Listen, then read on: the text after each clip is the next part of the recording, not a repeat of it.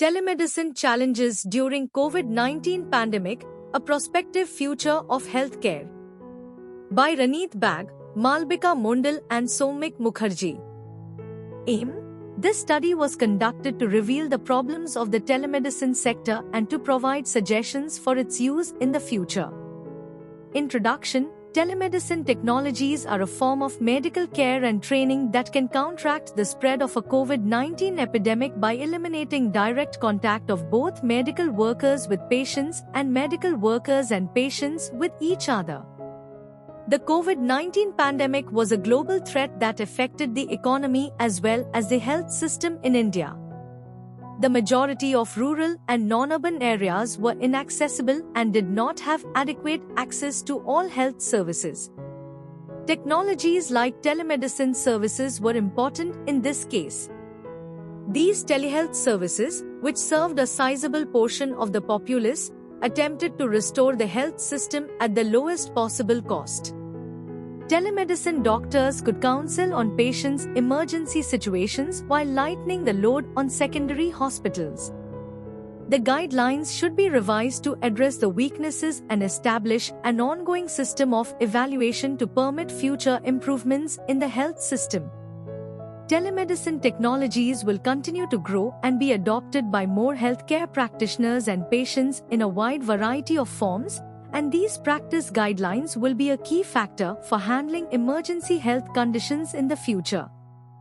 Materials and methods: it was a record-based, cross-sectional study done in the Telemedicine Center at IPMA, Kolkata, from 1st January to 31st January 2022. Patients were interrogated by simple questionnaires over the telephone. Real-time reverse transcriptase polymerase chain reaction (RT-PCR) for COVID-19 antibody-positive or suspected COVID-19 positive patients was included in the study. Patients related to vaccines or inquiring about other health-related problems were excluded. Results: in 92 patients, the mean age was 48.75 plus or minus 4, and there were about equal no of male and female patients.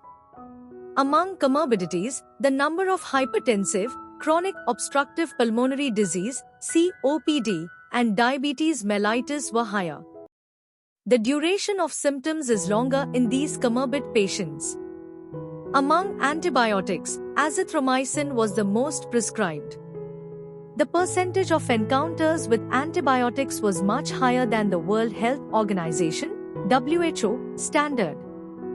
The percentage of drugs from the essential drug list was about the same as the WHO standard. The average consultation time was lower than 7 minutes of the WHO standard.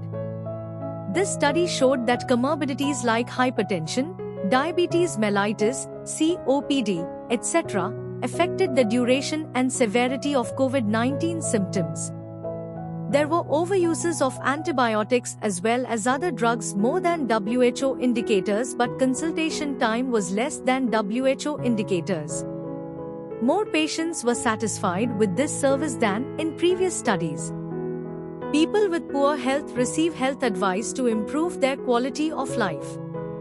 Telemedicine services can reduce the risk of self-medication by prescribing medications appropriately and promptly. Conclusion: telemedicine services can reduce the risk of self-medication by prescribing medications appropriately and promptly. There are some problems in this study, in which medications were prescribed based on symptoms of hearing loss without a physical examination. Artificial intelligence-based technologies can modify the services. Finally, by overcoming all obstacles, this service should be a part of the triage plan in the health of the future.